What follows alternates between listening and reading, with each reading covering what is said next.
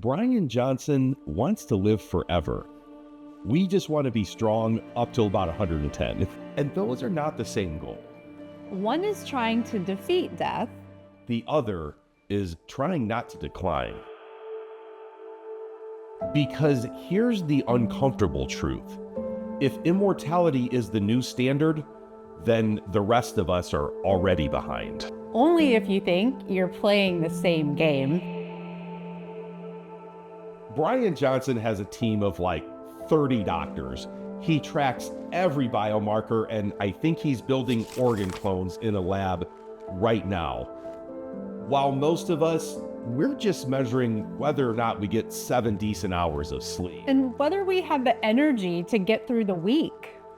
So if immortality is the standard, where does that leave us? Most people our age say the exact same thing.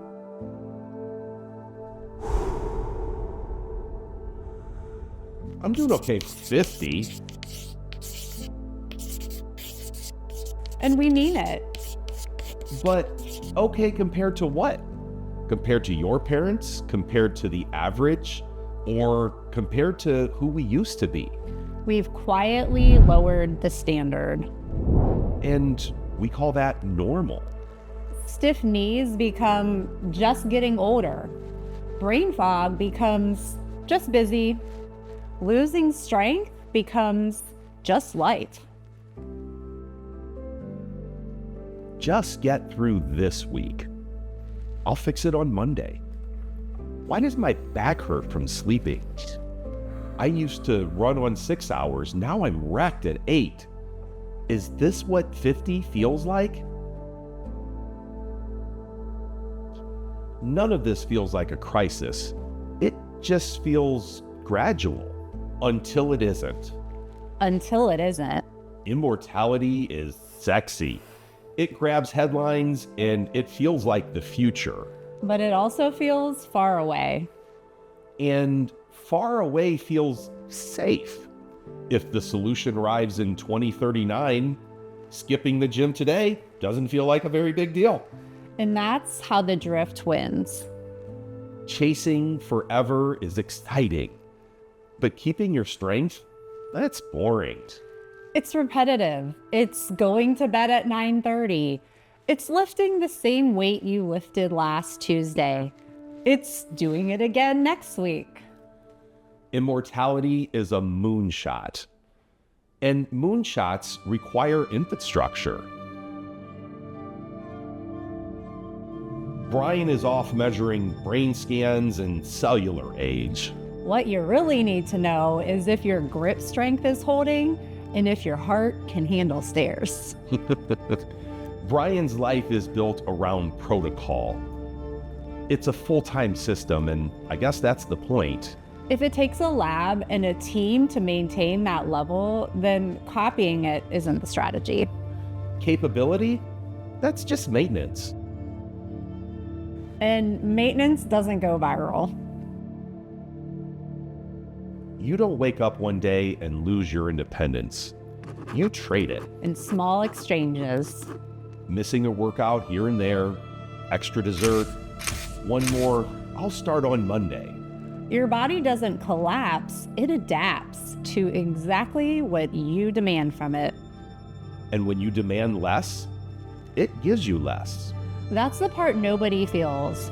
No alarm, no diagnosis, no headline.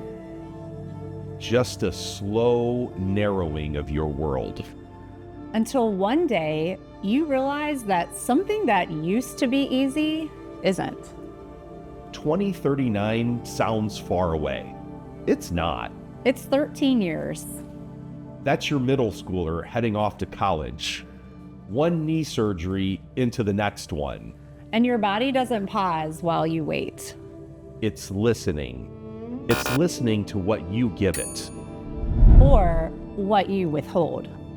And baselines don't hold without friction. Decline compounds. And so does strength. We aren't chasing 2039. We're chasing 110. And to get there, you don't need billions of dollars. You need a plan. You need to stop drifting and start driving. We test the protocols, we filter the noise, we translate the science into something you can actually live. If you're here for fantasy, hey, there are channels for that. But if you want capability, if you want to be the one hiking the trail instead of watching it, then stay close. We're not trying to win some futuristic race. We're trying to be there.